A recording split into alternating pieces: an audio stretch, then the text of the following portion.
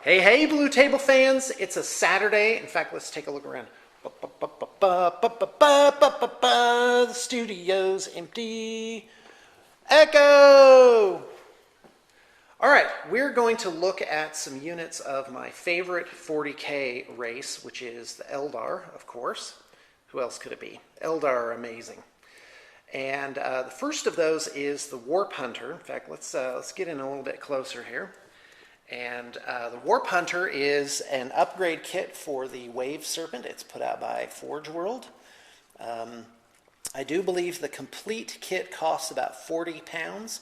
That is about 65 US dollars, which, by the way, is now less than a Land Raider. So basically you get the chassis, which is plastic, and then you get these resin upgrade kits, including these really cool fins, this back blade, these star engines, and of course the amazing gun. Did I mention that already?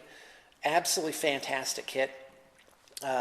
This particular one is a work in progress for a client, and so the cockpit has been replaced with this giant jewel, like a spirit stone, which makes me happy. I think it's a pretty cool conversion. So let's go ahead and pan back. Now, if you need rules for these, for all the Eldar special stuff, as far as I know, you need volume 11 of Imperial Armor, the Doom of Mymeira. And let's go ahead and slide in a little bit closer here as we take a look. So you go ahead and open this. In fact, look at that. I opened right to it. There's the Warp Hunter. That's in the Corsair list. So the cool thing about Forge World books is that they have alternate lists, and I can't tell you what an amazing value these books are. I mean, the art is just ridiculous. Like, look at that. That is neat. Oh my gosh, I need to get my Eldar army cracking. I love Eldar. In fact, that'd be a cool color scheme for an Eldar army. That white and gold, and kind of that pale bluish green. Of course, you know me. I'm a sucker for anything teal. All right, let's head back to the Warp Hunter. Again, will it open to it again? I don't think it will. Best tech, there it is. Corsair Warp Hunter, and so it's got 12 on the front and side, 10 on the rear, just like all Eldar vehicles. However, it has a D cannon, and this is pretty amazing. A D cannon has two different modes. But one of them is the regular one, which is 36-inch range with an AP of 2, and it's a heavy 1 large blast barrage. And quite frankly, I don't know what the new rules are for barrage, but this is the size of the template. It's 5 inches in diameter. So I have some, oh, there it is, 5 inches in diameter.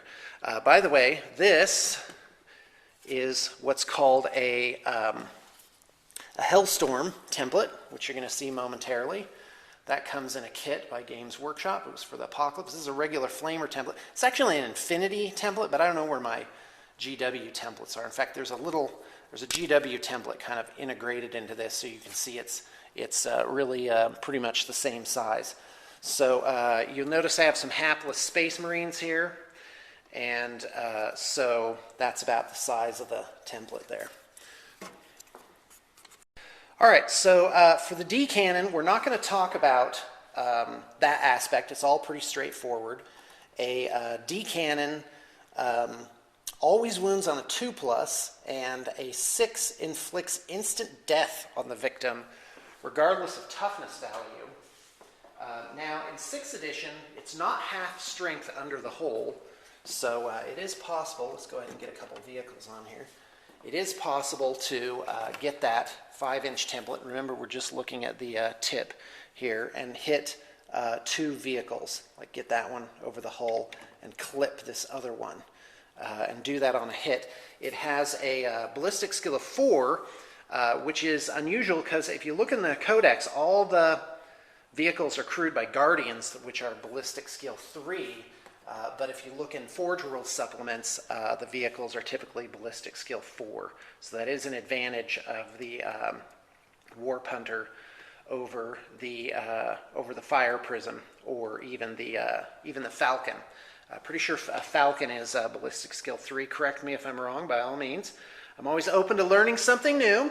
But what's really cool about the Warp Hunter, yeah, I haven't even got to the cool part yet, is the D-Cannon's Aether Rift mode, which is the exact same effect, wound on a 2+, instant death on a 6, and against vehicles, if you roll a 1 or a 2, it's nothing, a 3 or a 4 is a glance, and a 5 or a 6 is a penetrating hit.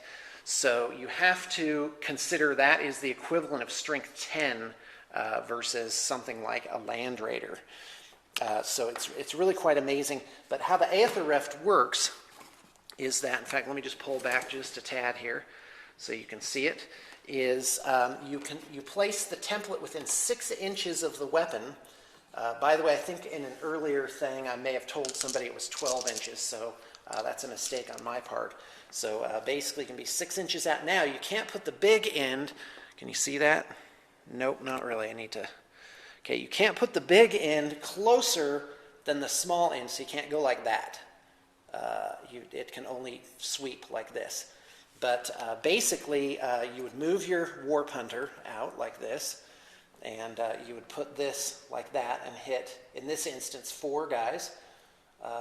Yeah, 4 is probably your best shot there.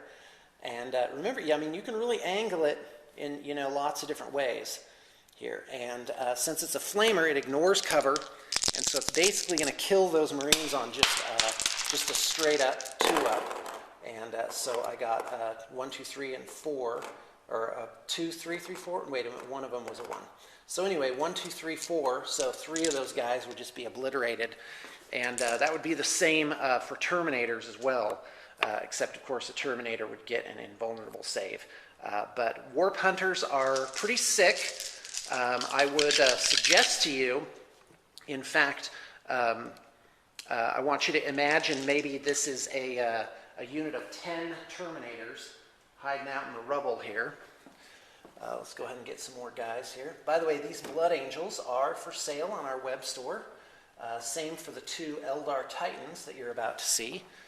And our web store does also have, there's a corollary to that, which is we do trade-ins as well. And pretty soon we'll be back to the thing where we are giving out regular trade credit, which is basically you can have us purchase things for you. There is sometimes a time delay with that.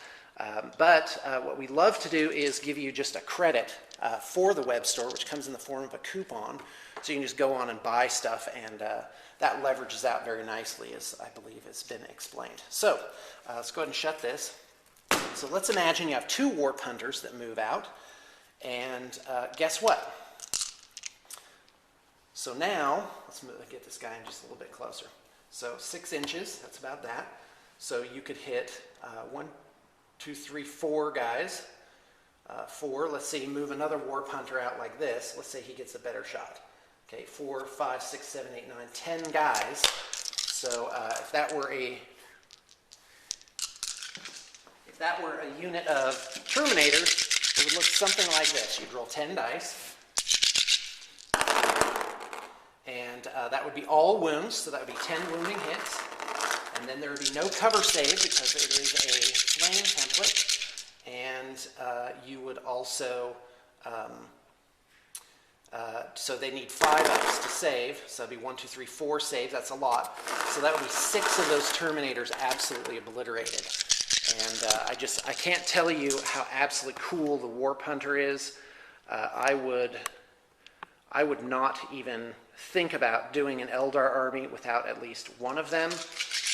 They are, in my opinion, notably better than the Fire Prism. I believe that Forge World is kind of a back door to for Games Workshop to supplement its existing codexes and keep them in the prime. One last thing on the Warp Hunter is look at this. You could hit 2 vehicles this way, and in fact, if your opponent had them a little too close, let's say like this. Now you notice these Predators don't have sponsons. Yes, they do. They actually have a lot of magnetization on them, a ton of magnetization, in fact. Definitely look this lot up on our website. It's very handsome. So here's this guy right there.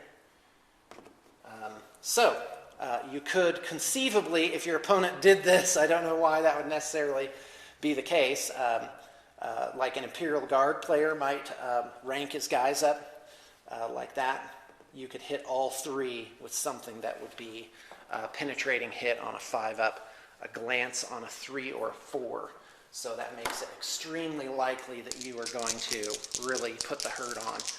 Well, and imagine just for a moment that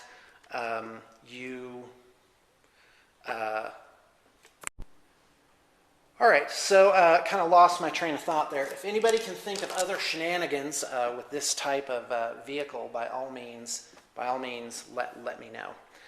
Now I want to get on to this beauty right here. This is also available in our web store. This is a Revenant Titan. Now, by the way, if you do purchase this Titan, you have to be very careful lifting it up because he has these leg guards, which are a bit of a delicate point. So you can definitely see that to scale. This model is, this base here is about 6 or 7 inches in diameter, and this guy is about 10 inches tall. It's a really amazing model. It has special rules for it I'm pretty sure it's in Apocalypse. Yep, there it is. Here's the Apocalypse book. Here's the Revenant Titan. So he's about 800 points. Not about 800 points. He is 800 points. Now, if you go on the Forge World site, you'll see that this model is about 190 British pounds, and that is approximately $300 US at this current time. And it is really quite a deluxe figure. It is not easy to put together. You definitely have to do pinning on it. And I also might point out that this is a model that we would love to commission paint for you. We're quite expert at this. We have good people on staff who are experienced at putting these types of models together. So a Revenant Titan is a super heavy walker with 3 structure points. That's basically, it has 3 lives. And I guess if you want to say that, it has Titan holo fields and also jump jets, which allow it to travel 36 inches, ignoring all terrain and models in the way.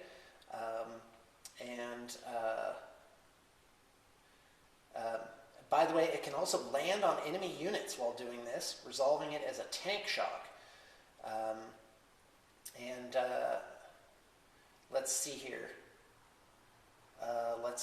It's also agile, which means it can fire all primary weapons as normal, even if it moves. So, anyway, the primary weapons are, of course, these 2 arm weapons, and there's 2 options for that. One is the Pulsar, which is basically a 60-inch D cannon, and that's AP2 and has the things I've already gone over. So Eldar Heavies have a lot of D cannons going on them. And that one shoots 2 of these large blast templates as D cannons. So I just have to say that is really amazing, and the way I'm reading it is it has 2 of those. So the one with the pulsars actually fires 4 of this thing. And of course it is 800 points, so in an Apocalypse game, you know, an 800 point model in a 3,000 point game, definitely not out of its league. If you're playing 5,000 points, which I think is more the average range for an Apocalypse game, then definitely taking 1 or 2 of these isn't unsportsmanlike. By the way, it has this really cool helmet that lifts up, and there's like a little pilot inside, which is really super cool. Can't say enough good things about this particular figure. All right, so anyway, but this one does not have pulsars. It has what is called sonic lances, and I just want to say this is kind of ridiculous. Oh my gosh. All right, So here's the sonic lance. We have to pull way back so you can see how this works. So basically, God, I don't even know if you're going to be able to see this. Let's get this book out of the way. Hello. All right. So this, right? That's like 18 inches. All right. Let's just get rid of this. And we will take this guy, move him over here. And I've got my Hellstorm template and my tape measure. So the Hellstorm template works a little bit like the Aether Rift. It has 18, so you can put the narrow end, this end. In fact, can you even see this? Hold on. Okay, that's a little bit better. So this goes 18 inches, and then you place the short end within 18 inches, and then the long end, by the way, this thing is 16.5 inches long. Then the long end can be whipped around as long as it's not closer to the source, so that would be illegal, illegal, legal. So basically, it's like a giant flamer template. So if here's your 2, 4, 6, 8, 10 Space Marines, guess what? Bam, 10 hits. So here's how the sonic lance works. Models with a toughness value are wounded on a 3 up. Now, if I'm doing anything wrong, point it out. If anything seems amiss, then by all means, if you think of any shenanigans, let me know. So let's go ahead and roll them. And that would be 1 that wasn't a 3-up, so 9 3-ups. The AP is 2, so that would basically be 9 Marines dead with 1 shot from the sonic lance. Yeah, pretty crazy, huh? So I have to tell you, the Revenant Titan is really, really, really super cool. It's flexible. It doesn't have an outrageous point cost like the Phantom over here. By the way, this is an armor cast Phantom, a very handsome model, supremely rare. Like you just would not believe how rare this model is. So quick note on the Phantom Titan. This is in our web store for sale right now, and it is a finished piece, and actually not much more than you would pay for a bag of Phantom parts from Forge World for the current edition. Quite frankly, I think this edition holds its own quite nicely, and I'm going to show you some of the extra pieces for it. So it has this. Don't know what this is. It has this really awesome like power fist arm type thing. And it's painted in this really nice neutral tone, so it could conceivably go with lots of different color schemes. This is, I do believe this is the Sonic Lance. In fact, you know what? Instead of me just saying, hey, it might be this, it might be that, let's go ahead and just look in Imperial Armor 11, Doom of Mimera. Mimera. No. I think that was Davy Crockett. Okay, so Phantom Titan is 2,500 points. Oh, here's the Phantom Pulsar. Oh man. So Phantom Pulsar, Phantom D Cannon, Phantom Missile Launcher, Phantom AA Launcher, Phantom Star Cannon, and Pulse Laser. So it has about a zillion different types of weapons. It can also have a Titan close combat weapon. And definitely a lot of different options. And by the way, this one, so this particular Phantom has 5 arm options, and it also comes with these extra heads. This is a Warlock head, and that is a Phantom with psychic powers. There are no rules for that currently. Here's another head. This is my personal favorite one. And so basically you get 3 heads and 5 weapons on this guy, and he's on a really cool base. Okay, so back to the Revenant Titan. The Revenant, by the way, is the smaller of the 2 Titans. It's that guy. So the Hellstorm, if it hits vehicles, so now I'm granting you, I'm kind of lining these guys up, but think about vehicles, really spread out like that. Guess what? blam, all 3 of them hit. And the armor penetration is straight up 3d6. And you might think that's not that good, but it actually is really super. Let's make some rolls. Let me go ahead and focus in and see if you can actually see the die roll results.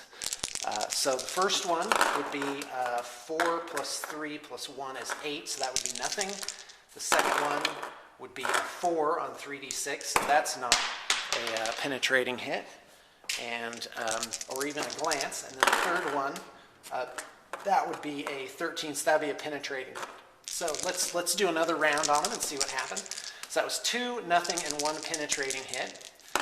Remember, you don't need to roll. There's a 12, so we get a glance, a nothing, and a penetrating hit. And I think that's probably going to be your average result.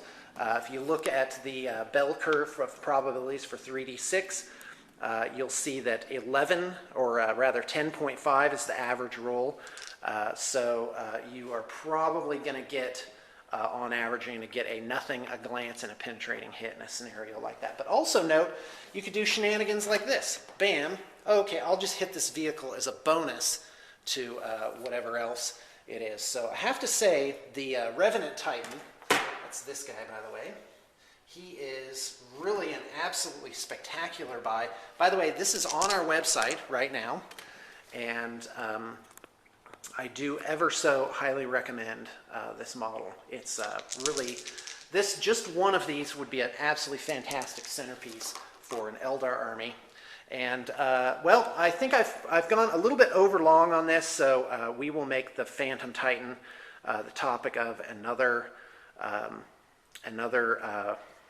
oh, what the heck is it? Another video. You like that? I can't even talk straight. And I hope you enjoyed, got some enlightenment, and that you will check out our web store. And by all means, let us know if you have some old models you want to turn in. I know what's good. So if you have some good stuff, we will definitely take that in consideration when getting you your number. Thank you very much for tuning in.